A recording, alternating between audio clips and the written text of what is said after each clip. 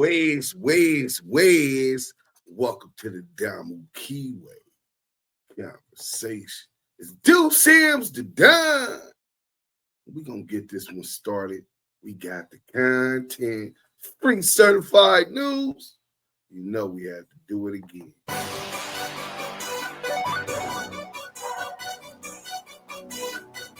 I want this shit banging in my headphones. You understand me? Let me hear that beat. You dig? I'm gonna address some shit. Let y'all niggas know the real. I've been dormant for too long. Hibernating. Everybody want it, but do you wanna get it? I'm sick of all these niggas bullshit. I'm sick of all these bitches. I'm sick of how these bitch niggas tripping and how y'all get these passes to these snitches. Neighborhood crippin', dog pound gangsters in the building. I'ma treat these niggas like bitches.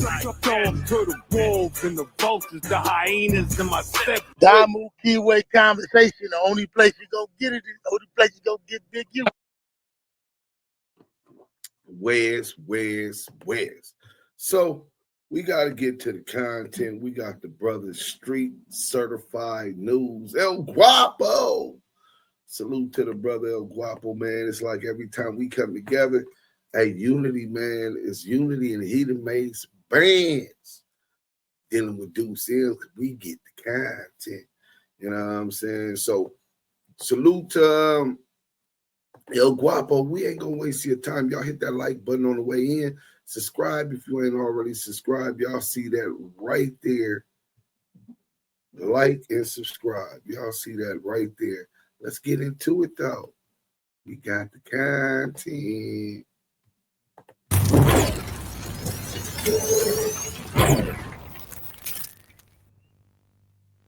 I think when Wack sued Worldstar, a lot of people didn't know about it, and I'm sure he didn't talk about it. But you know what I'm saying? A lot of people in the streets kind of knew, like, okay, Wack said he's suing people. He said he ain't going after people on the street shit. He just gonna sue the CS2 Back Main Street Crip case, which was the case that Wack is suing Worldstar over. We dropped that story about over a year ago, and now we got the full lawsuit. We got the full lawsuit of Wack 100 suing Worldstar. Now, in this lawsuit, like I said, ain't no real surprise that Wack 100 is suing Worldstar. But in the lawsuit, there are actually a lot of surprises that lay out and speaks directly to all of the stories we've been telling y'all about the boy Wack 100. All of the news that's come out about Wack 100, he's blaming Worldstar Hip Hop and saying that they negatively affected his business, that in the streets people consider him a rat now, and that it has hurt him and his money and all of these things. And as a result, I believe he's suing Worldstar for like $5 million. And this is a real lawsuit. Like I said, we're gonna put the paperwork up there. The first part of the documentation that I thought was important was he claims on January 27th, 2024. So like we said, it was like early 2024.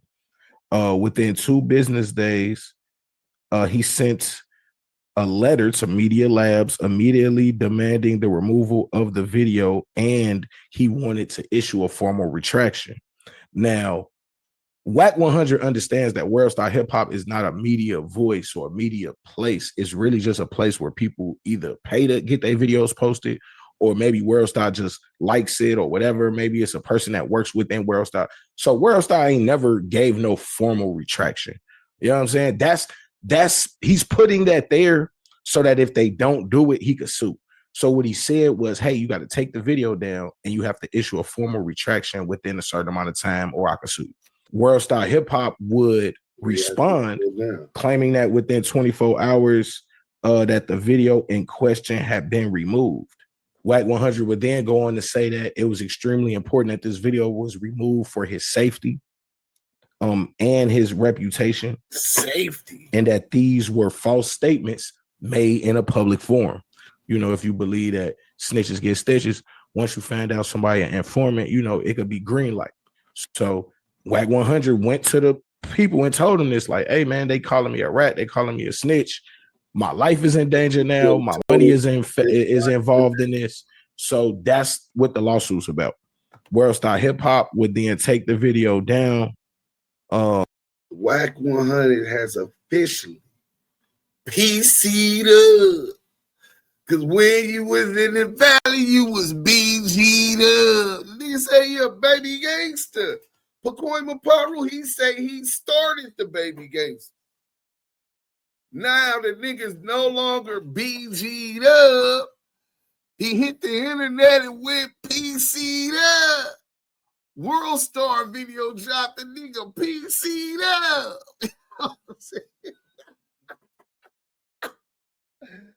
A nigga really PC'd up off the internet, nigga. S and Y. The exposers is synonymous now with S and Y. 100 EBT is synonymous with S and Y. Just think of all the raps that they got. Hold on one second before we get back to El Guapo, right? So you got Tekashi 6ix9ine, Wack 100, Big Snow, Snow Silly, Blue the Snitchy, Beast, who else over there they working with that's rats? Oh, they got a lot of rats that they deal with, man. It's infested with marsupials on the 100 side. And then they do got the Rainbow Alphabet Gang over there too, not just the Federal Alphabet Gang, but the other one, LGBT, them too. Naughty, right? just like S and Y, y'all. Sorry, man. Let's go. On February 1st. So literally within 4 days and within 2 business days of the January 31st deadline. On or around February 5th, Wack 100 claims that he appeared on the Adam and Wack podcast in an attempt to clear his name and deny the allegations. So again, we got Worldstar Hip Hop on one side saying they posted a video by the boy Duse M, and Duse M is named in the lawsuit later down the line. We're gonna read that for y'all. But Worldstar Hip Hop is named in this lawsuit. Duse M's uploads a video to Worldstar Hip Hop. Wack 100 sends this cease and desist out within a number of days. Worldstar Hip Hop then takes the video down. But like I said, they don't issue any sort of statements ever. So for them to issue some sort of formal retraction or formal statement, that wasn't going to happen. Either way, Wack 100 would then go on his own podcast, which is, I would say around this time, is probably bigger than Worldstar, to give a different story. No, they're not bigger than Worldstar. I think this is important because on Wack 100's podcast, he disparages people all the time. He says negative things about people in this public forum, in this public space all the time. You could go on, what's the other shit they do? What's the other shit they be doing, man? The fucking Wack 100 is on the phone disparaging people. He's on his internet disparaging people.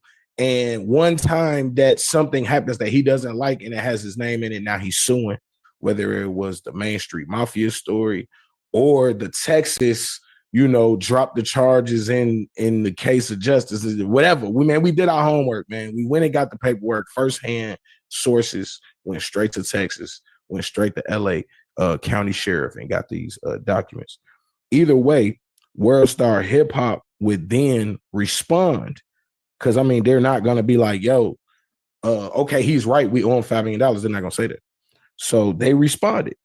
And this is what their response was, and I love it. Like I said, so the first affirmative defense. So these is basically Worldstar Hip Hop got $1 million lawyers. They laid out about 10 reasons why they disagree with Wack 100 and why they don't believe Worldstar Hip Hop owes Wack 100 $5 million for posting one of thousands of videos that they post all the time. Damn near every video they post, if it's not a music video, is disparaging somebody.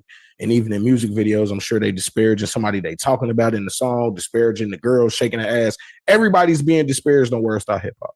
So for them to, it's some lame shit, bro. This is what lame niggas do when they can't really make shit move on their own accord. They run to them people, you know what I'm saying? So that's how I see it.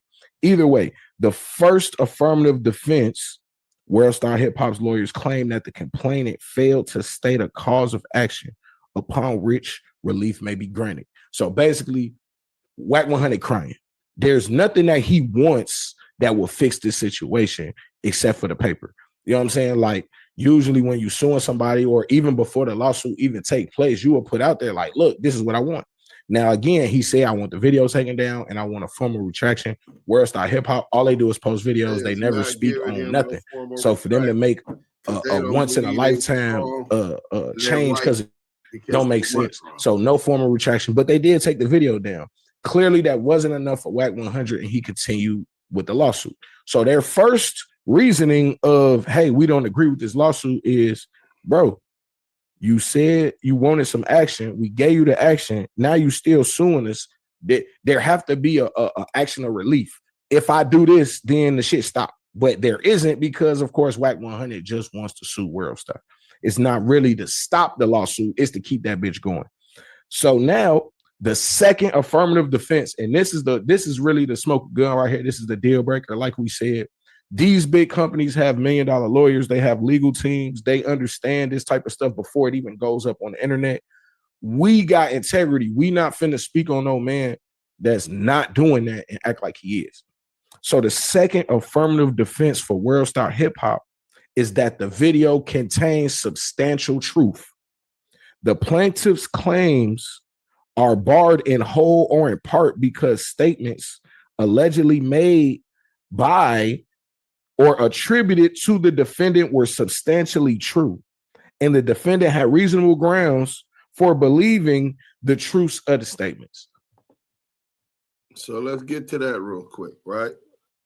So when they say substantially true, that's a legal phrase. It means something is not perfectly accurate in every tiny detail, but the main point or overall gist is correct. For example, if someone says a person stole $500, but in reality it was $480, the statement can still be considered substantially true because the important part that the person stole money is correct. So in this case, if we say he's CS2 Back, blase blah, and maybe he first started working when he caught the gun case in Texas that was later dismissed in the interest of justice, and they come to find out, oh no, he started working in YA. The statement is still substantially true.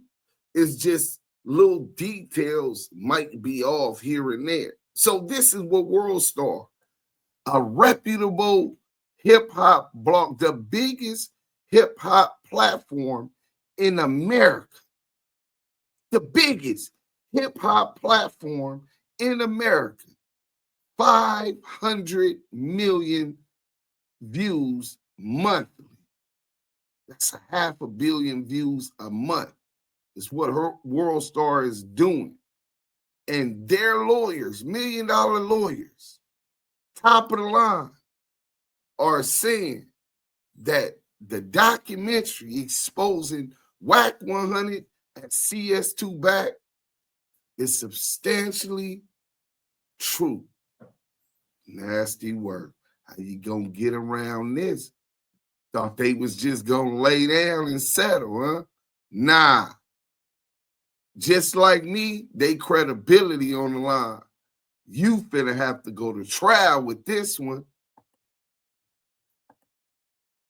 So Wack 100 is suing Worldstar Hip Hop, and he has named you in the lawsuit, and he done tried to kind of disparage your name and make it seem like it's something personal between y'all two instead of. And let's get this straight. There is something personal between me and him. He disrespected my woman, me, my father, my brother. So obviously we got a personal issue that we got to deal with face to face. Now, does that mean that I have to be biased and that I'm just anything I say about him is going to be a lie? Hell no. I ain't got to lie about him at all. The nigga's a marketing genius. but he doesn't know how to monetize it. That's why he's going broke. There's been situations as when he said he wouldn't sign a Southsider to his record label, where I took his position because in support of this position, because without bias and prejudice, I could separate the two and call a ball and a strike a strike. In fact, when Styles P said, y'all better G-check, you don't get at no gangsters about what they better do, nigga. You don't call no motherfucking dogs over here. So when Wack took that position, I agree with just that part of it. But everything else I agree with Styles P. So I can separate the two. And with the documentary, that was easy for me to have my cake and eat it too, because he was CS2 Back. Let's get to it. Hold on. Oh yeah, my bad, bro. Bro, I told you my camera going crazy, bro. Like I literally at any moment, bro, my shit could go black. I gotta go get a new camera, man, for real. Okay. But like I something wrong with the cord. Like the camera good, but it's just like the cord is hanging out or something. But now either way, so he's claiming Worldstar basically posted some shit that is personal between y'all, some beef or whatever. And now he's suing him for like $5 million. He done named you in the lawsuit. I thought he said Big U posted it. How Big U posted it? I'm just saying. Big U made this. We're gonna get into that. Let's go. Man, tell me just I just wanted to start right there. All right, so now you go. You can know everything else. All right. So first, the $5 million is what he claimed on his reaction to the Worldstar hip hop video being taken down on No Jumper, but he really didn't cite how much he was actually suing for in the lawsuit, right? Okay, yeah. So I saw that was the thing. Like they ain't like what you want, bro. Like you just suing this shit. Right. And it really, like he said, and admits in there, he went on No Jumper to try to clear his name up in the public consensus. But most everybody who's seen it started realizing, like, yeah, this dude really is a hip-hop copy, hip-hop police and working with them. But first, him talking about my name. This lawsuit is between him and Worldstar Hip Hop. It's about my works being a documentary that I put together, exposing Wack 100 as a confidential source in the Main Street Mafia Crip case, as well as insinuating the plausibility of him being a snitch, also stemming from the Texas case, gun case. Right, so, right. Which we did docs on. Me and you did docs on the Main Street Mafia case. Crazy. Y'all could go back and watch that. And we just did this year a doc on the Texas gun case, which like we found within 2 months of the Main Street Mafia Crips getting arrested, he got that gun case dropped. In the interest of justice. In the interest of justice. In the interest of justice. So, all right. So now, what is he talking? Why is he bringing you up personally if it's a lawsuit at Worldstar? Well, he obviously he knows how close I was with Big U, and he's trying to target me for some kind of arrest. He claims that damage was done to his property. Like I remember the YouTuber dude went to what he thought was his house, so maybe he's talking about his house was damaged then, whatever. But for him to try to tie me exposing and warning the world that he was CS2 Back to that is a major leap, and it seems and appears like he's seeking some kind of charges for this. Look, I'm high as a motherfucker, right? What has happened to him that has to do with my video? Right. He's saying that Lamonte Sims is a felon, right? Right. I am a felon, but that's not, I'm also a businessman. You don't know me from doing crimes. My last crime I was convicted of was in 2013, bro. You talking about almost 15 years. 15 years ago type shit, right? Yeah.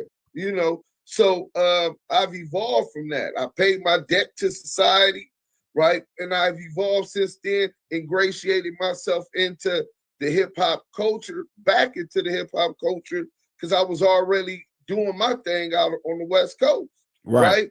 So that helped up me continue to capitalize on the monetization project of the Hit Your Brim. See how high he says I am? Wait, also I'm CEO of Active Chucks. Y'all just hear that? That's a given. I'm so high. I said the monetization project instead of process.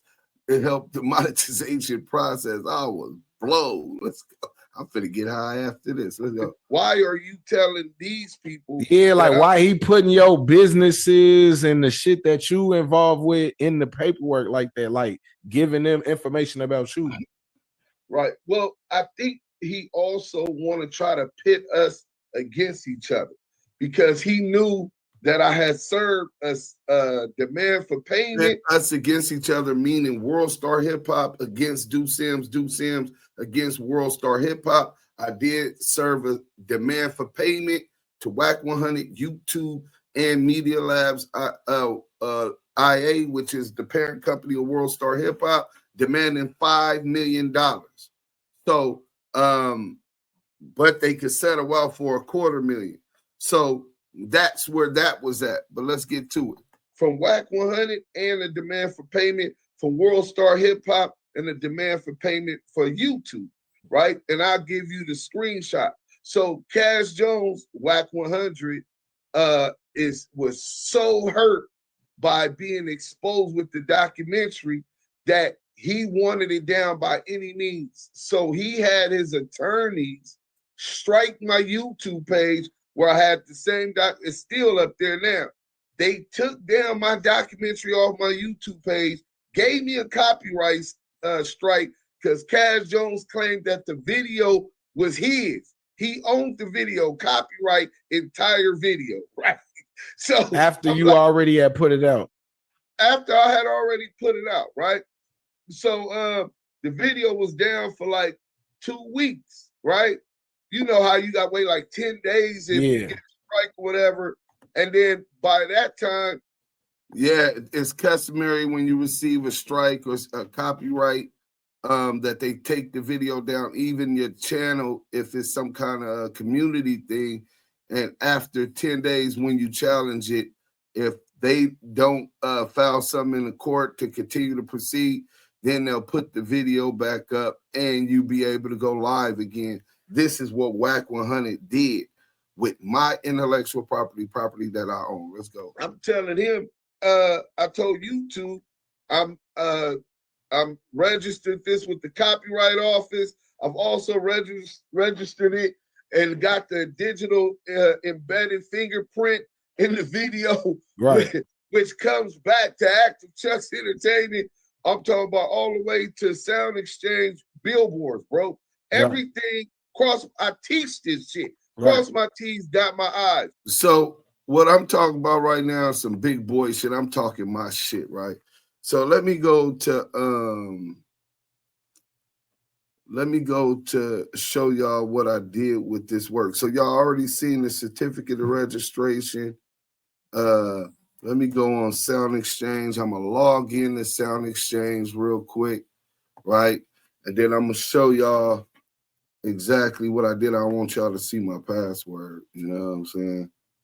So this is what I was talking about as far as it being registered to collect, just like you would do a song or anything else. That's how I register my work to protect myself. With the barcode, ISRC code, and UPC code, which would be like the barcode showing where it was manufactured, where it came from. This is how you put the digital fingerprint embedded into the film, right?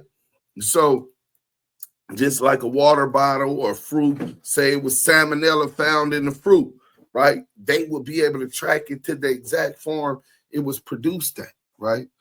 So let's get to this real quick. Let me show y'all that. So we're going to go on my Sound Exchange account, right? So, boom. Let's show y'all this. So now we're in my sound exchange. You going, babe? All right. You got a break? Call me. So if you go into sound exchange, I hope it allows y'all to see this, right? Oh yeah, it's allowing y'all. Bam. So when you get right here, you see Wack 100 CS2 Back, Hip Hop Police. This is the documentary. Y'all see Hit Your Bremen. I own that. I own all of this. Meet me in the set. QM EU 323-91655. And then there goes the number that you get from Sound Exchange, number 214 ROHY1. So first I register with the Copyright Office to protect myself. By me registering with the Copyright Office, if anyone steals it, it's registered with this a secured interest that Lamonte Sims is the actual copyright holder and has a secured interest in this film, right? The CS2 Back.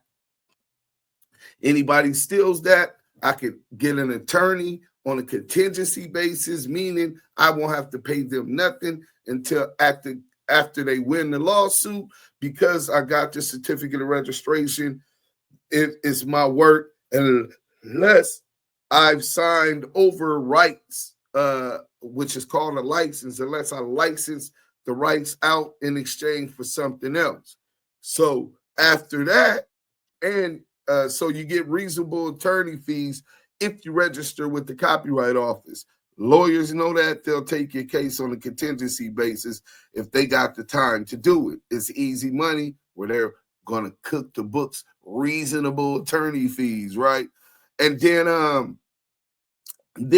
you get the ISRC codes. I buy my own ISRC codes so that and UPC code, so that it doesn't say, if it was a record, Distro Kid or CD Baby, so that it says Active Chucks Entertainment when you playing this in your car. You know what I'm saying? It's gonna say Duse M. So in this case, is the metadata inside the film is gonna say Active Chucks Entertainment, Wack 100 CS2 Back, Hip Hop Police.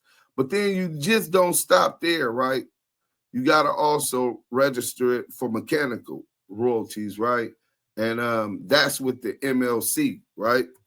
Let me see if I can log in real quick. But I was just talking my shit. That's enough for that. I ain't gonna give y'all the whole, you know what I'm saying? But just know I know my shit. So I properly register my shit, you know what I'm saying, to protect myself, you know, because I'm dealing with Worldstar hip hop, and you never know what's gonna go viral. You know what I'm saying? I thought Hit Your Bremen would do good, but I don't think Hit Your Bremen was the dopest rap on there. If I was out, a couple of them verses wouldn't have even been on there because they were subpar to me. You know what I'm saying? So they hurried up and got that out there. Let's get to the content. My God, El Guapo. This is not his. After that, he doesn't respond. The video goes back up. But these are just some of the tactics that he does to try to silence our right and freedom to speech. You know what I'm saying? If I was really defaming him and it was a lie, he's all within his rights. But as the fact that I stand on facts, just like Worldstar. Right, I was gonna say that. Worldstar in the lawsuit, this was the part to me. And this is why I went out when you sent it to him, I'm like, this it right here. You know what I'm saying? What they say, we got content. Ain't that's what they say. We got the content. This the content right here. So in Worldstar's defense, these is they lawyers, $1 million lawyers, represent $1 million companies. The first reason, or what's it called, the affirmative defense or something. The first reason that they said is because, hey, he don't give us a way of relief. Like, he don't even say what he wants. He's just mad. He's just suing us. The second reason is the shit is reasonably true. No, substantially true. Right. We're gonna show the paperwork, but it's substantially true. So even Worldstar hip hop's lawyers are saying, look, when we put it up, We put it up because we looked into it and it was substantially true. Like these things can be verified. Right. When you And, asked us to take it down, we took it down, and you still sued us, and you're not really saying like how to relieve the situation. Right. That's what Worldstar, these $1 million lawyers. So for people that want to be like, yo, niggas be just making up stories, paperwork. Listen, Worldstar hip hop lawyers is in federal court right now saying, hey, this shit was true. Right. We took it down though. We took it down. Well, let me tell you two things, right? Substantially true is a legal phrase. It means something is not perfectly accurate in every tiny detail, but the main point or the overall gist is correct. For example, right? If someone says a person stole $500, but in reality it was $480, that will be substantially true. Because the important part that the person stole the money is correct, right? So that's what Worldstar's lawyers are arguing. Look, we stand by it because it's substantially true, right? Whatever little inkling you talking about, the gist is you're a rat. You're right. You are CS2 Back. You are that person in the wiretap. Right. Let's get to it, man. Shout out my guy, Street Certified News. So, we got to stop sharing that. Boom. So what we going to do, we're going to couple this with a lot of the facts, some of the documentaries that help explain what's going on. I know for some people, this is like rocket science, right? Complex, too much reading. A lot of y'all don't do it. I love to read. Let me see. I love money first, family, because the family love the money. So money first, family, money first, family members, weed, and then after that, reading in that order. And then after that, red snapper, my 5 favorite things in the world. You know what I'm saying? So we gonna go to this where they talk about it, right? Boom. Let's get to this. We're gonna go through the whole series, right? That's part 3. We're going to part 1. Let me see what part 1 is at. Because that's part 3. Okay, here we go. We got part 1. All right. So we're going to get right into the documentary. Then we'll have, matter of fact, we're going to play the other documentary and then we'll get to these after because this one better explains it for those who don't understand what we're talking about and where all of this came from. So we'll start here, right? Let's go. Shout out my boy Kip Caney, 11. Yep. On the night of February 10th, 2008, a man by the name of Robert Ross went into a convenience store in West Hollywood. He was then kidnapped at gunpoint and was forced to drive to a home in South Central Los Angeles, in the territory of the Main Street Mafia Crips. There, he was beaten, robbed, and demanded to return Shaquille O'Neal's sex tape. Stay tuned. Let's turn back the clock. The year is 1992, and Shaquille O'Neal roared his way from LSU all the way to the NBA, where he became synonymous with both power and finesse. Quickly, he became one of the league's most dominant players, and one of the US's most popular celebrities. As a literal larger-than-life figure, Shaq also dominated off the court, starring in movies, Pepsi commercials, gracing video game and magazine covers, making wrestling appearances, and topping the charts with one of his most dear passions, rapping, spitting on the mic. Along names such as the notorious B.I.G., Nas, and Jay-Z, the big Aristotle showed us chops on the mic, even featuring on a Michael Jackson single. Yeah, seriously.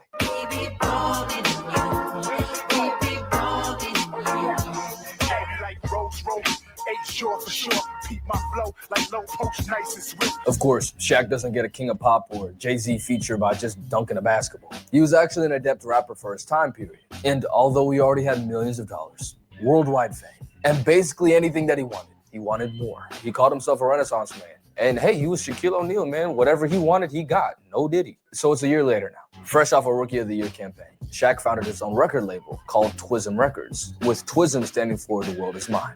Fitting. While being one of the league's best players from out the gate. Is it true that you're the only rookie that was ever named Player of the Week in the first week? Yes, it is. I had a pretty good week. He was also recording with some of the hottest artists in the 90s, the first of which being a rap group called Fushnikins, one of Shaq's childhood idols. The record was a song they'd already recorded, called What's Up, Doc? Can We Rock? They added Shaq last minute as a feature, and the song blew up. Coming out in the summer of 1993, it was a top 40 Billboard hit. To compare, Tweaker by Jello Ball is a top 30 Billboard hit, and look where it got him. So yeah, Shaq was hot stuff. It was actually fire, for the time at least. What's up, Doc? I'm the hooper, piper, protected by Viper. When I'm out the hooping, yo, you better decipher. That single showed that Shaq could hold his own in the booth, and many more records followed. What's Up, Doc became the lead single of Shaq's first project, called Shaq Diesel, which went platinum, selling over 1 million copies. Buoyed by this massive success, Jive Records, the label that put Fushnikins and Shaq together in the first place, offered him a 3-album, $10 million deal. Adrian called and he said, bro, you're not going to believe this. And I said, what? He said, they offer you a $10 million 3-album deal.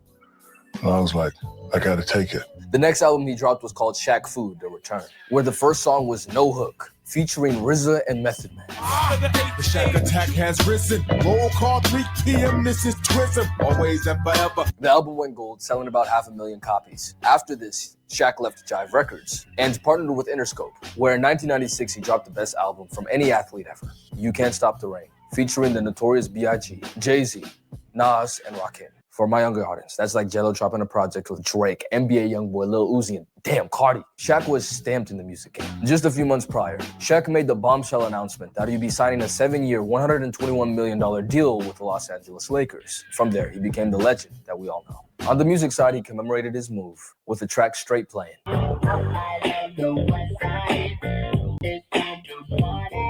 Symbolizing the arrival of Shaq Diesel on the West Coast. Now, comparatively speaking, You Can't Stop the Rain didn't do that well, selling 200,000 copies. Shaq did one more album partnering with A&M Records in 1998, which featured Kobe Bryant in a song called 3 Times Dope. However, Kobe wasn't credited because of label issues or something like that. But it's out there. I'll play a snippet right now. I reach destinations with split-second acceleration in a capsule of time to witness your own evaporation. When Phil Jackson came into the picture, Shaq let rapping take a back seat. And during the three-peat run in LA, he didn't release anything, recording one album called Shaquille O'Neal Presents Super Friends Volume 1, which never released. He dropped one last track called Drop Another Day number 34, which started a beef with a rapper called Mad Skills. And after that, he never dropped a full rap project again. The year is now 2004, and the Los Angeles Lakers are losing their groove. They lost their first NBA Finals in the Kobe and Shaq era, and while their status was nothing but solidified, Shaq's time in LA was almost up. Around this time, Shaq created a new label with his cousin Money Mark Stevens, a shrewd businessman who he regularly consulted with while he had Twism Records, which went under in 2001. This time, Shaq was looking to be the executive rather than the talent, and was looking for artists to partner with for his label. Now, enter Robert Ross, aka Studdabox, due to his penchant for stuttering when he gets nervous or excited. He met Shaquille O'Neal at a party in LA in around 2003, and they became good friends. Studdabox happened to know a lot of people around the music scene in LA.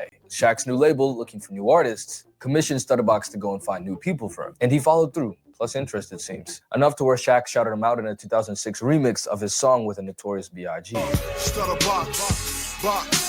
That's not all he shouted out, though. In fact, he had a lot of guys in a set to rap. Man, Money Marcus Bullet, Cousin Kenny is my gat, man. Dog and Box got my back, man. K Slade, Corey Guns, Main Street, Lil Shaq, man. So, who are these guys? And what's Main Street? Well, see, Robert Ross was affiliated with the Main Street Mafia Crips of South Central LA. This is where stuff gets sticky. While I've lived in South Central LA before, I have not had a singular gang interaction. Like, the closest I got, I went to a basketball court alone on the weekend, broad daylight. It's the middle of the day on a weekend, and there's no kids, no one around. I'm wondering what's going on. I see some gang tags, I put it together, and I get up out of there. I turn on the jets. I am not about that life. So I brought in someone who is. Lamonte Duse M Sims is an OG coming from the Fruitown Brims, a set of the Bloods in West South Central. He's worked with guys like YG and Ty Dolla $ign before, and featured on the viral Brim anthem, Hit Your Brimmin'. He's also the owner of the media outlet Active Chucks, where he's interviewed major LA players like Suge Knight, as well as our main men Robert Ross and Money Mark Stevens. Studdabox is the nexus to this whole investigation. In late 2007, Ross formed a relationship with his neighbor Ray J and was able to bring him onto Shaq and Mark Stevens' label with the help of Death Row affiliate Cash Jones, aka Wack 100. That'll be important later. During the initial negotiations, Robert Ross and Mark Stevens agreed that Ross would make a percentage of royalties based off of whatever music that Ray J and the label put out together. But when they met in New York a few weeks later to finalize the deal, Mark Stevens balked. He gave Ross a $20,000 finder's fee and refused to pay him any royalties. Now, mind you, Robert Ross is a real fancy, flashy dude. He's driving around Los Angeles at this point in Rolls Royces and Phantoms. He's really heavily and wealthy man. I think he had did a fraud, allegedly, and acquired about $7-8 million in a fraud scam that he had going on. So he's a street millionaire. So naturally, Studdabox wasn't going for it. And neither was Ray J, actually. He refused to sign the deal until Studdabox got his pay, but the facilitator in New York, Koch Records, were going to nix the deal if he didn't sign soon. So Studdabox tells Ray J sign the deal, and I'll get my money out of these guys, how I get my money out of them. the project ended up being a commercial success, topping the charts of Billboard Hip Hop and R&B. The main single was Sexy Can I, which actually had Shaq in the background of the music video. Is it true that Shaq invested in your music career? Yeah. He gave us, I think, 1.5 million for Sexy Can I. Wow. Money Mark, Wack 100, we had another partner, and then Shaq. And we recouped the number back for Shaq in, I don't know, 5 months, 6 months. And everything else has been profitable since. All the while, Studdabox was still trying to get his money back. After weeks of constantly requesting money from Mark and Shaq, there was no budging from either guy. So Robert Ross and Cash Jones come up with a conspiracy to blackmail and extort Shaquille O'Neal and Mark Stevens for the money that Robert Ross felt he was owed for putting together the Ray J deal. now hold on. I know that sounds crazy, but hear it out. So Shaq and Studdabox are good friends at this point, right? Studdabox even introduced him to other members of the Main Street Crips, including the leader Ladell Rowles, aka Dell Dog, remember that, and Kevin Haran, who went by the name of Lil Shaq. Sound familiar? Dog and Box got my back, man. Main Street, Lil Shaq, man. So not only does Shaq rep the Main Street set, but the other people that he mentioned are literally his family. Mark and Kenny, Cousin Kenny is my cat, man. are his blood relatives, first cousins. And Corey Guns Corey Guns. is his godson. But who gets the screen time? Not Kenny or Corey, but Studdabox. But him and Shaq was tight, and Shaquille O'Neal, prior to the deal, hung out with him, partied with him, even went to his house where Robert Ross leaves. Shaquille O'Neal had invited his female friend there, had sex with her there, and it was security cam footage when Robert Ross came home where he sees, oh man, he boom, boom, brought on my couch, you know what I'm saying? Shoved his hands all in her ass and all of this stuff. So yeah, Studdabox, Robert Ross, came home to a security cam footage and saw Shaq. Yeah.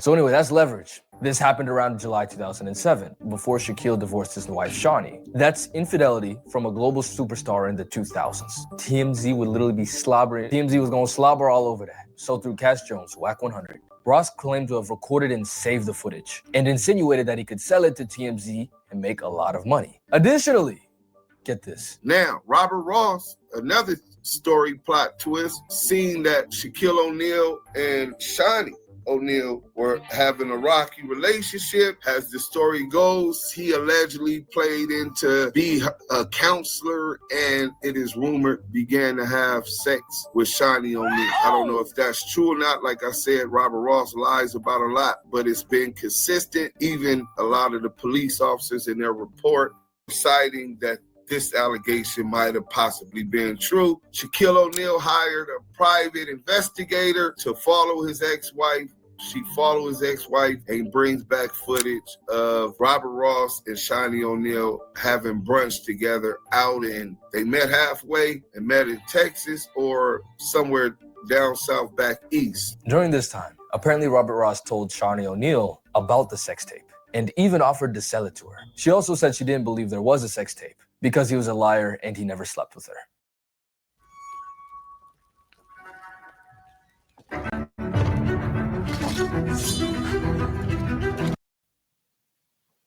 So anyways, regardless of all of what happened previously, I think we can all agree here that Robert Ross is moving hella shiesty. I mean, he did say he's going to get it back his way. I mean, he's a street millionaire.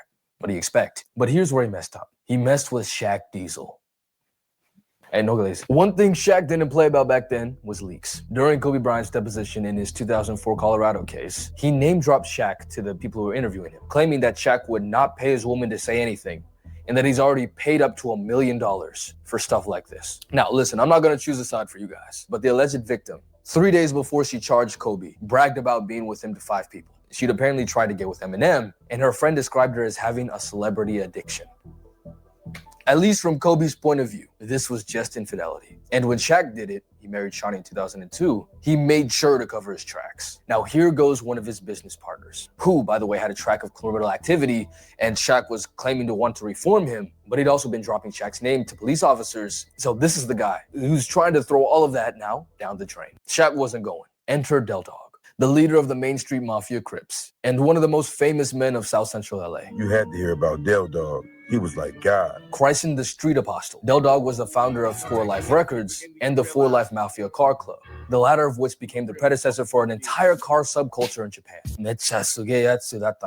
He was also tight with Steve Harvey and Ice Cube, both of whom starred in a documentary funded by Shaquille O'Neal. Seen as nearly a biblical figure in his hood, he organized toy and food drives every Thanksgiving, Christmas, and summer, with Shaq even pulling up sometimes. Additionally, he was a devout follower of Christ in his later years, of which he did his best to spread the good word around his hood. Like one of his members said, "We was cripping for the street, and we cripping for Christ." But like every person in power, there are 2 sides to the coin. He's like a legend in Los Angeles. Some people even call him the king of Los Angeles. If you listen to most people, he was like a ghetto Robin Hood, right? Necessary evils. Necessary evils. Lord, I cannot kill all these niggas hating on me, man. That's what I said to God. I said, I cannot kill all these niggas that's hating, man. 2 weeks later, Robert Ross, Studdabox, was at the Pink Dot in West Hollywood when he encountered some of his old partners from the Main Street Crips. They blocked his car from leaving and told him that Dog wanted to see him. They forced him at gunpoint to drive his Rolls Royce back to South Central LA, where they dropped him off in front of a member's house, where Ladell Rowles, Dell Dog, was waiting. Per Ross's account, Dog and some other guys started jumping him, pistol whipping and all of this stuff for about an hour. They then took him to a studio in the back of the house, where they beat him some more, took his diamond necklace, his diamond earrings, Rolex watch, and $15,000 in cash, while saying, Mark and Shaq know who the real boss is now. Dell Dog then demanded the tape and $100,000, to which Studdabox replied, his mom and sister needed to see him soon or else they would get suspicious. But he'd be able to get $60K and the tape in just a few hours. Dell Dog then handed him his keys for his house and his car, and let him out. Now, this is where our story gets even juicier. Robert Ross, up to this point, had been working with the police. He was working with Detective Darren Dupree and Greg Caden, which was a joint task force. They were both LAPD officers, primarily focused on the Tupac and Biggie murder investigation. Whoa, hold on, huh? Wait, why? Why? Well, Robert Ross right? was also a suspect in the unaliving of Biggie Smalls, the notorious B.I.G., Christopher Wallace. Well, they had informants saying that the police did it, and the hitman name was Amir Muhammad. Well, Studdabox went by the alias. Robert Ross went by the alias. And to top it all off, the Main Street Crips are already under federal investigation. I'm talking about home invasions, drug dealings. The FBI, ATF, DEA already has federal wiretaps going on. Which is why this crime was able to be so fleshed out in the first place. They'd already had wiretaps placed on the Main Street Crips. Man. Listen, we talking about Biggie and Tupac on an NBA channel. Bro, like and subscribe, man. Who's really doing this? Back to box. He leaves, jumps in his Rolls Royce. He calls his handler, Darren Dupree, and Darren Dupree tells him to walk and report the kidnapping and robbery at the local police station, which he did. Now, Robert Ross's informant situation and motives are still murky, but what is known is that instead of going home and receiving the tape and the $60,000, he went to the LAPD 77th Division station, beaten and bloodied, and told the officers about what had just happened, and implicated Ladell Rowles, Shaquille O'Neal, and Mark Stevens. Now, was there any evidence other than hearsay to prove that Shaq and Mark Stevens put a hit out on Robert Ross? No, Not really, but remember the wiretaps. The LAPD found that around the time that Robert Ross was kidnapped, a flurry of calls was exchanged between Mark Stevens and Ladell Rowles. Now, I just finished up The Wire season 1, and bro, when I read that, I said, bro, literally bar for bar, man, I was shocked. So, there's strong evidence that Money Mark called Dell Dog to handle Studdabox, something Greg Kading, the officer that worked with Studdabox and the handler of the Tupac and Biggie cases, also corroborated. Shaq's like, man, this clown's trying to extort money from me. He tells Mark. Well, Mark reaches out to Dell Dog and said, you gotta swear your guy away. Can you deal with Studdabox? Tell him to knock this shit off. So Dell Dog and the Main Street Crips go and they discipline and threaten Studdabox. But Ross didn't press charges right away. Sometime after the kidnapping, he was incarcerated again, which led to a delay for almost 3 years. Then in the summer of 2011, he officially filed a civil complaint accusing Shaq, Mark Stevens, Dell Dog, and 7 other Main Street Crip members of kidnapping, assault and battery, and robbery. From there, the case was picked up from all the major news outlets, with bombastic headlines like Shaq Attack and the like. But then, after the preliminary hearing, the case was inexplicably dropped. Why? Well, apparently, Robert Ross perjured himself in court. He lied on the stand. Wack 100, his former partner, and in on that first Ray J deal, claims to know why. To help a certain individual out, I called my attorney, had the attorney put Greg Kading and Mark Stevens together. They put that together to ask Box on stand, if you go pull the paperwork, have you ever been a confidential informant to work for the LAPD, FBI as a known snitch? He lied on the oath and said no. Greg Kading takes a stance, provides a document that this dude is in fact one of our informants, this, that. At that point, the judge looks at it, he perjured himself. Therefore, any allegations or any claims he's bringing on anybody is non and void. They dropped the charges on these 7 Crips and let them go. So in a sense, this power roof freed the Crips. Now, time for another plot twist. Wack 100 was also allegedly an FBI informant at the time, but this time for Death Row Records in regarding the Biggie Smalls case. Is there any hour of the day or night where you wouldn't message me? Yeah, there's a time where I wouldn't message you. What's going on, bro? Lamonte, who's actually got beef right now with Wack 100, broke it down for me. Buckle up. So, for context, after the death of Biggie Smalls, there were allegations that the LAPD was involved in the murder. And not only that, but they hid their involvement in the preceding trials. Biggie's family then filed a wrongful death lawsuit against the LAPD in the city of LA, demanding over $400 million.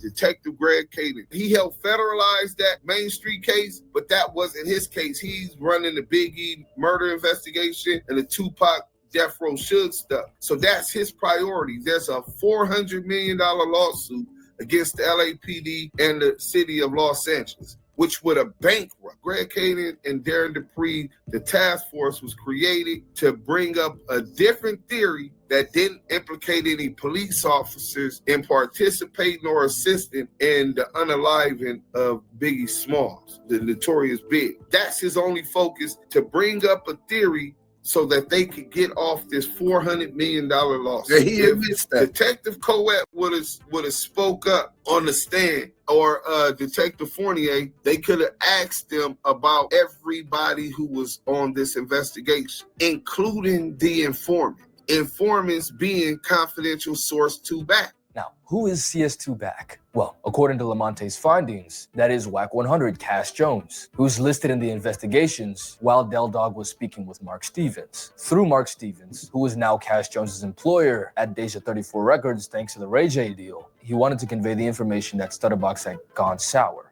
Dell Dog declines. The police investigation referred to him as CS2, Confidential Source 2, and Mark Stevens confirmed his identity later on. The priority being the case of the notorious B.I.G. and Jones's ability to be able to point out the culprit as being Wardell Fowles, aka Poochie, as a plausible story. If the police officers working on the Studdabox case were to testify, they were liable to exposing Cash Jones's relationship with the police due to him being involved tangentially, and thus rupturing the relationship needed to have a working theory to save the city of LA and the LAPD $400 million.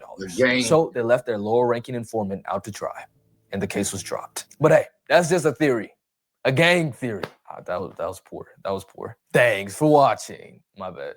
The LAPD, by the way, had already designated Ross as an undesirable informant due to having a personal vendetta against other gang members and allegedly bragging about paying cops. Studdabox is a really interesting character. He may be one of the worst people that I've ever come across. So Of far course, as how Greg devious Kane it hates is. him So maybe because he that was said the Darren reason. Dupree Whatever and the Greg explanation Kane was, were on the case was tape. dismissed. The members were set free, and They Shaq were didn't in even his see the pocket. courtroom. Robert Ross, regardless if he had later legal troubles, lives now in a nice house and what seems to be a peaceful life from what I can make out. Ladell Rowles, aka Dell Dog, was shot in 2015 after allegedly attempting to mediate a gang dispute. Mark Stevens, I think, is still living in Atlanta, still working with Shaq, not on music anymore. That kind of died out in 2013. And as it turned out, he actually became Stephen A's agent. And Shaq is now an overpaid hater on national television, far from the gangster life that he may have once dabbled in. Maybe he did, maybe he didn't. I don't know that Shaquille O'Neal was even aware that a kidnap and robbery was going down. I don't know that. You know what I'm saying? We'll probably never know, but damn. And if you see any other stories like this, hit me up on Twitter, man. I want to see some more. I want to cover some more. Like and subscribe if you haven't, because more heat is on the way. Thanks for watching. You can't stop the rain. Right now at US Cellular, you can get 4 free. 11, man. That youngster intelligent as hell. He's a sports vlogger. Y'all go follow Kip Kamey 11, KIPKAME 11, the number 11. You know what I'm saying? He definitely exceeded my expectations working with him on that, being able to digest and comprehend everything that I said, just like Worldstar, and they ain't even got all the facts, like Worldstar is able to do. But let's go to just like Wack 100 in his these documents is admits that he went to No Jumper to try to clear his name. How you gonna clear your street name on the internet? You supposed to go to your hood and do that. But this is what this SNY, this SNY nigga saying. So we gonna go ahead and get into this real quick. You know what I'm saying? They exposed Wack in paperwork. They deleted that. Documented call Wack. They exposed Wack in paperwork.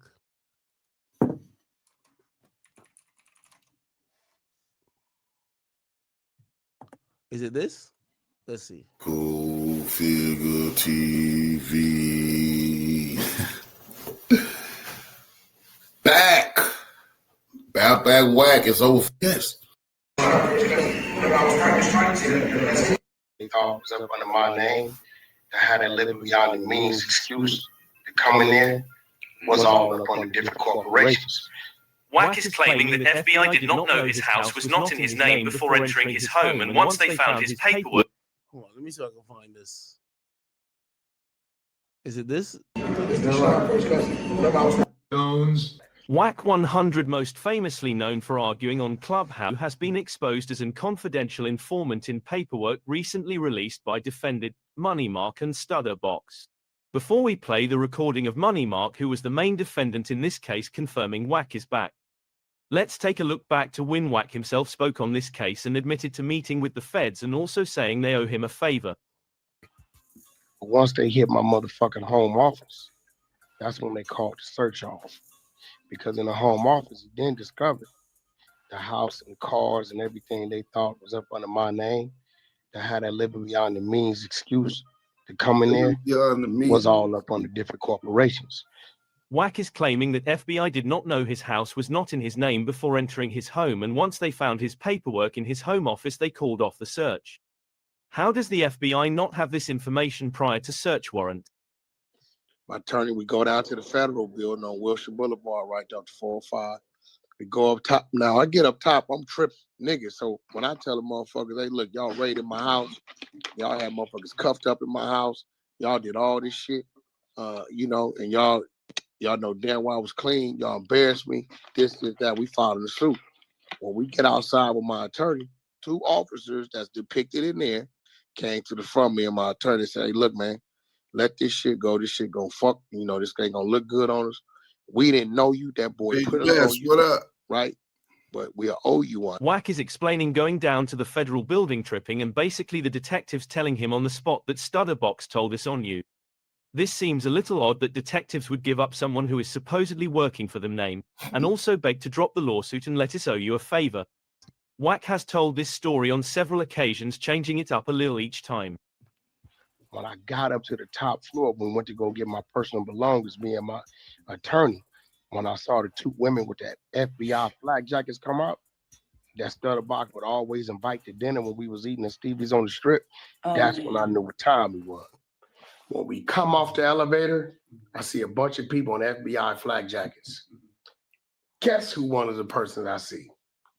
The fucking female from New Orleans that asked about the 5 keys. Sounds like a scene from Power. Was it one or was it two women? Now he's seen the Creole brawl that was bad as fuck that he met through Studdabox, a known informant. And you know this horny ass nigga, you know 3 Finger Back, his ugly ass probably never had a bitch look that bad in his life. He trying to do whatever and say whatever he can to get up under her. When she told him about them 5 keys, that nigga might not have been dealing work, but he definitely was gonna tell her he was. You know what I'm saying? Because he trying to get the number so he could try to sink his fangs into that thing, not knowing the bitch was a fed the whole time. Box lined them up. Let's go. Wack 100 decides to use his favor the detective promised him and calls it in. Listen to how easy it is for Wack 100 to get the information. These is words coming from Wack, and like he always says, the truth could never be considered disrespect. I'm sitting back. I called my attorney.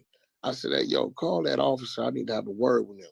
Yo, didn't you say that Studdabox is a cooperant for you? Yeah. Documented on paper. Yeah, documented. He's a CI. Been that for 6-7 years. You got the paper and all, whatever y'all use. Yeah, we got that. Okay, yo, contact this dude. Have them call Studdabox to the stand. Yeah, I called it in that day, and I did sue, but I used the card, and that was it. Studdabox alleges that Wack 100 was caught on a wiretap with Dell Dog conspiring to commit murder. This is why his house was raided and led him to working with the police as Back. Studdabox explains to Duse M that Wack gave up his address. His house got raided because he was on the wiretap with Dog, you know. What is Mark saying I had to do with the case, bro? Wack, listen, in the paperwork, it said you tried to call Dog, remember? I tried to and he call won't take Dog. your call. I sent it to you. And he I said talked to Dog. I talked to Dog. That whole Main Street shit, that was your play. I had nothing to do with it. I was a victim. I was a victim. There you have it. Wack admitting to being a victim on the case, talking to Dale Dog, and also saying Money Mark was completely right. Dude that spoke on Shaq, he's completely right, because I was caught up in the middle of all that. Studdabox said you in my paperwork on wiretap, right? So Studdabox confirmed that Wack was included in his paperwork on the Main Street. On the Main Street case. Which he wasn't charged. But this guy is saying the only person that was arrested was Cash Jones. If Greg's credibility hurts the findings of the entire task force or not?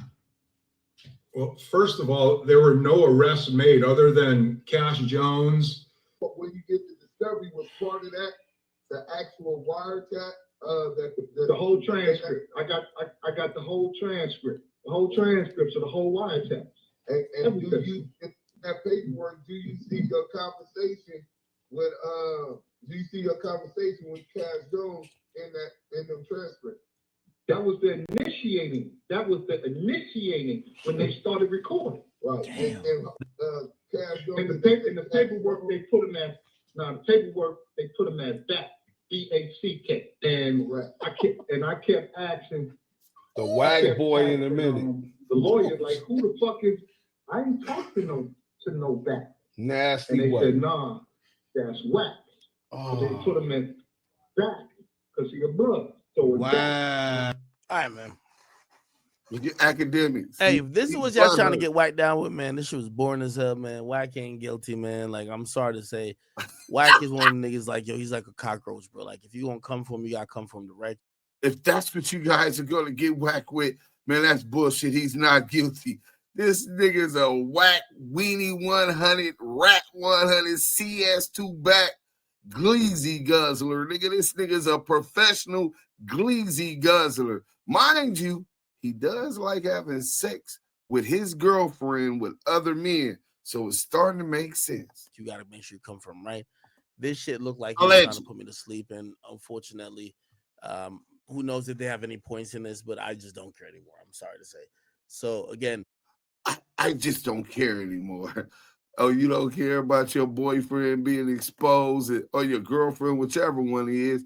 But in any event, I wanted to go dive into this real quick, right? It's just a few documents that from this filing, this legal filing from Worldstar Hip Hop contesting Wack 100's bullshit ass lawsuit. So if you look at this one, right,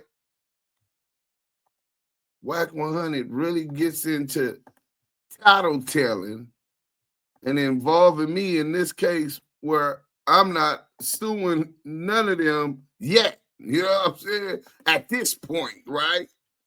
I ain't suing none of them. I told them I want my money, both of them, right?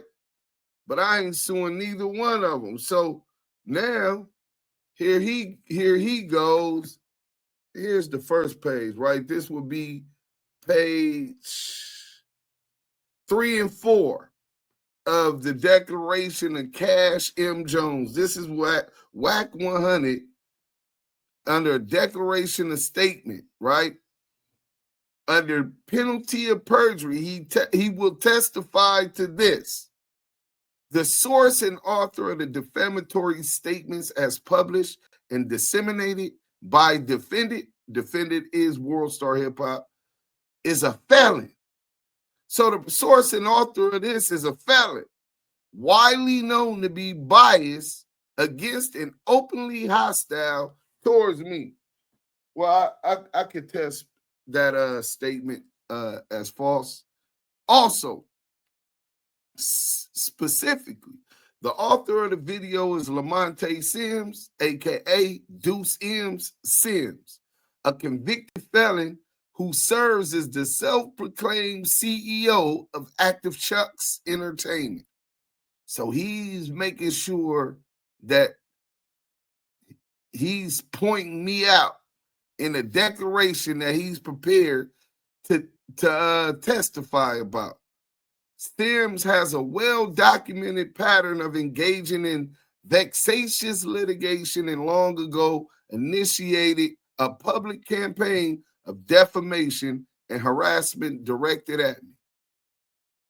On or around June 6, 2022, Sims released an entire podcast episode focused solely on me, one of several such episodes explicitly stating that the purpose of the podcast was to antagonize Wack 100. 19. Then on or around May 25th, 2023, Sims escalated his public antagonistic behavior towards me by participating in a multi-part series aired on the YouTube channel Street TV, during which he publicly discussed his personal animosity and alleged beef with me, further perpetuating false and defamatory narratives. Simply put, Sims' long-standing disdain for me and his repeated efforts to defame me have been well documented and widely known for years before the release of the video, and they persist to this day. Even a cursory Google search reveals his public beef with me and his propensity to make baseless attacks on my character. Notably, since the initiation of this action on or around September 3rd, 2024, Sims sent the legal demand letter to both me and Worldstar Hip Hop. In the letter, Sims alleges that Defendant Media Lab never had authorization to publicly disseminate the video in the first place, and accuses Media Lab of copyright infringement, stating in part as follows. It has come to the attention of Mr. Sims that your company has created, distributed, rented, sold, and or displayed the documentary, which contains an excerpt of the work. Claiming ownership of the documentary was never authorized by Mr. Sims or anyone associated with Mr. Sims. So this resulted in direct copyright infringement. Mr. Sims demands that you immediately cease and desist the distribution, rental, sale, and or streaming of the documentary, Wack 100 exposed for being an alleged federal informant documentary. A true and correct copy of Sims's September 3rd legal notice directed at both Wack 100 and Worldstar Hip Hop is attached as Exhibit A. So Wack 100 in his declaration made sure that he sent them my declaration, my demand for payment from Wack 100. Now, this is the worst part, right? So he says reputational harm and damage. As a result of defendant's publication and dissemination of the documentary and the defamatory statements, I have suffered significant harm to my property, business, trade, and profession.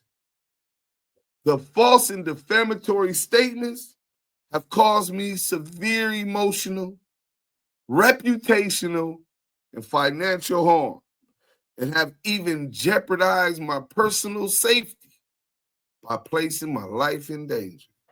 Now, I don't know about y'all, but when you get to telling people that somebody is jeopardize your safety and place your life in danger, that's the key words when you PCing up. Claiming you's a baby gangster, was a BG, now you PC'd up. The documentary dropped, now you PC'd up. This nigga SNY, special needs. He has security concerns, safety concerns. See, this is the shit that would be in his C file if he was telling the authorities about this, what he's stating right here in California Department of Corrections and Rehabilitation. See, speaking of CDCR, this is exactly what happened.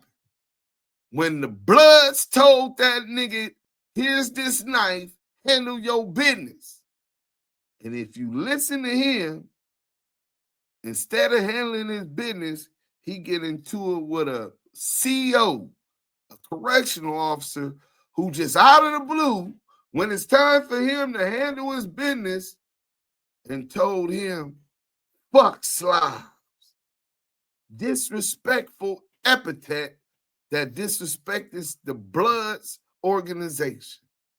It's out of the blue. He's supposed to handle his business, and the police call him out of his name, disrespecting the Bloods. So he handled his business with the police and got off that yard. Claiming you baby gangster, now you PC'd up. That nigga ain't no baby gangster. That nigga's not no Pacoima Paru. This nigga got safety and security concerns. This nigga said the false and defamatory statements, which he claims the documentary, we all know is true, right? The false and defamatory statements have caused me severe emotional. He's emotional. Emo thugs. These niggas is homo thugs, emo thugs, reputational and financial harm, and even jeopardize my personal safety by placing my life in danger. So let's run this back real quick, right? So this nigga then not only pointed the finger at me, He not only told them that Duse M is a felon.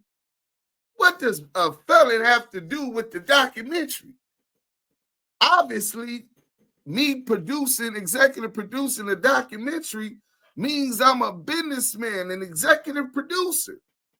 But he wants to undermine my credibility so that people wouldn't believe me. This is what's been going on with Crackhead Eddie Boy. This was been going on with Cheeseburger Chuck. This what's been going on with Imam, Channel BLK.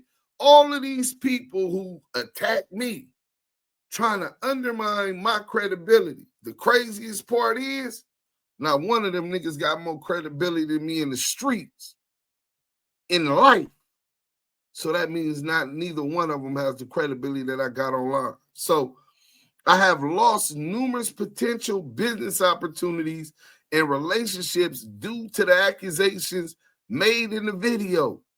Members of the hip-hop community are unwilling to associate with someone labeled a federal informant or snitch, a stigma that is particularly damaging in its cultural and professional context. Specifically, the defamatory statements explicitly and implicitly suggest that I am duplicitous, and untrustworthy with confidential information. These statements damage my reputation among both current and potential clients who are unlikely to seek professional management services from someone portrayed as indebted to law enforcement for being caught conspiring to commit a crime, particularly a crime as serious as murder. So he goes into complaining that he's losing his money. The documentary not only made sure that people knew he was a rat, because it wasn't a lie, it's 100% fact. Wack is CS2 Back. Let's be clear with that. Confidential source number 2, Back, or the Wack boy on the federal Title III wiretap. Not only was he a rat then, he ensures that we know he's a rat now. He said he would never put a street nigga name in no paperwork, no civil suit. But he'll sue Worldstar, he'll sue the Hilton, but he won't never put a street nigga name in his paperwork. Well, he said that's ratting. That's exactly what he did. Put my name, my company, and telling them that I'm a felon in this paperwork. So the fact that I'm a businessman, I've been 14 years since my last crime. We're gonna have a lot to say about that, right? And then I want to get into this last page. It's comes from Worldstar Hip Hop, right? And it's their affirmative defenses. Defendant alleges as follows, this Worldstar Hip Hop. The first affirmative defense was that Wack 100's complaint for defamation fails to state a cause of action upon which relief may be granted.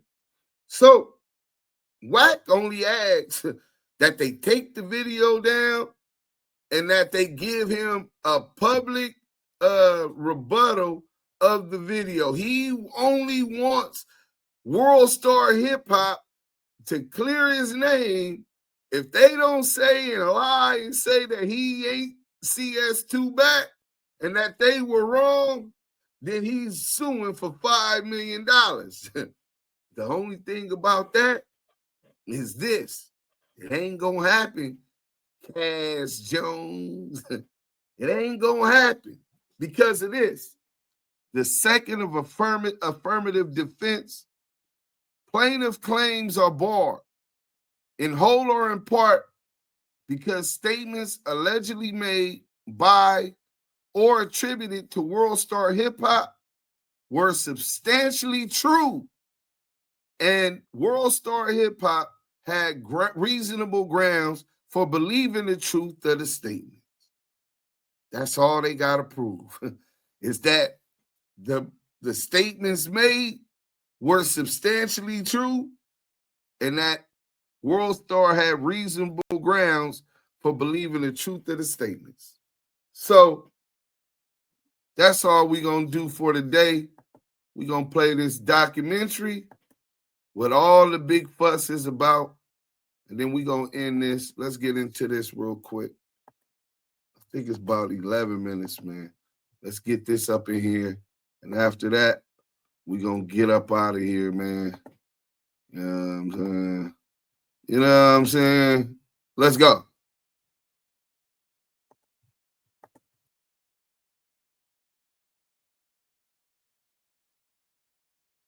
Spoke on Shaq, he's completely right, because I was caught up in the middle of all that. Well, first of all, there were no arrests made other than Cash Jones. Wack 100, most famously known for arguing on Clubhouse, has been exposed as a confidential informant in paperwork recently released by defendant Money Mark and Studdabox. Before we play the recording of Money Mark, who was the main defendant in this case, confirming Wack is back, let's take a look back to when Wack himself spoke on this case and admitted to meeting with the feds and also saying they owe him a favor. Once they hit my motherfucking home office, that's when they called the search off. Because in the home office, he then discovered the house and cars and everything they thought was up under my name, that had that living beyond the means excuse to come in there, was all up under different corporations. Wack is claiming that FBI did not know his house was not in his name before entering his home, and once they found his paperwork in his home office, they called off the search. How does the FBI not have this information prior to search warrant? Build a website you love with Wix. For your words, hit that like button. Let's go. My attorney, we go down to the federal building on Wilshire Boulevard, right up to 405. We go up top. Now, I get up top, I'm tripping, niggas. So when I tell the motherfuckers, hey, look, y'all raided my house. Y'all had motherfuckers cuffed up in my house. Y'all did all this shit, you know, and y'all know damn well I was clean. Y'all embarrassed me, this, that. We filed the suit. When we get outside with my attorney, 2 officers that's depicted in there came to the front of me and my attorney said, hey, look, man, let this shit go. This shit gonna fuck, you know, this ain't gonna look good on us. We didn't know you. That boy put us on you, right? But we owe you one. Wack is explaining going down to the federal building tripping and basically the detectives telling him on the spot that Studdabox told us on you. This seems a little odd that detectives would give up someone who is supposedly working for them name, and also beg to drop the lawsuit and let us owe you a favor. Wack has told this story on several occasions, changing it up a little each time.